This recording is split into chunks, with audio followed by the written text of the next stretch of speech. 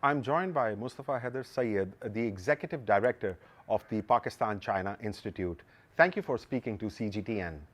Recently, China loosened domestic COVID restrictions to further optimize its response to the epidemic. In particular, policies on testing, quarantine, and travel were adjusted.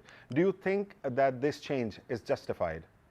I think that it was about time that China opened up its restrictions, and its zero COVID policy has now adapted, as we can see. Because China is the largest trading partner of over 120 countries. And those countries are not limited to Asia. China, as you know, has become the largest trading partner of Germany, which is the biggest economy of the EU. So the quarantine and restrictions were impacting other countries as well. And they were waiting and wanting for China to open up and looking at the clock of when that's going to happen.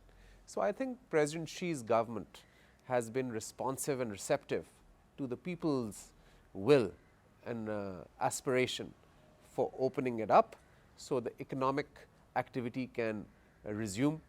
And I think the Chinese people are very, very happy, and they know that the opportunity cost would have been infections, which we have seen there, but I think it has been for the greater good. China has adjusted its COVID policy and has reopened the country on January the 8th. Do you think reopening the borders will boost economic activity, tourism, and better people-to-people exchanges like the entry of workers and students? How do you think the reopening policy will impact the global supply chain?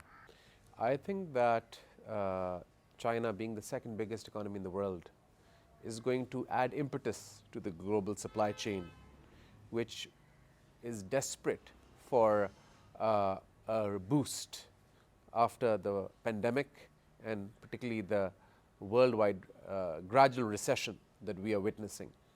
So this is good for the people of China. It's good for the world economy. And I think particularly it would be incomplete if I don't mention the Belt and Road for the BRI countries for connectivity, because the global south had particularly very much benefited from the Belt and Road initiative.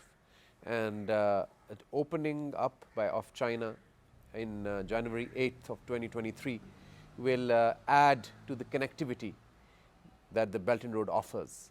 So we are looking forward to that. What do you think about China's efforts and its cooperation with Pakistan in combating the pandemic in the context of the principle of building a community for common health for mankind? You see, when the COVID-19 pandemic took place, the largest donations of COVID-related equipment, hazmat suits, sanitizers, masks, at a time when Pakistan was caught between the devil and the deep blue sea and we didn't know what to do, was given by the People's Republic of China. In fact, the Ministry of Foreign Affairs of China had also said that the priority country, the first country that we will give COVID support and vaccine to, most important of course, Sinopharm and Sinovac, was Pakistan. So the unprecedented support that we received from China has been consistent. Same with the climate disaster that we just had of the floods. China was the largest donor to Pakistan. So we see that the COVID cooperation has been fantastic. And in fact, all Pakistanis have the privilege of having received the Sinopharm or the Sinovac vaccine. And it's in our blood as we speak today.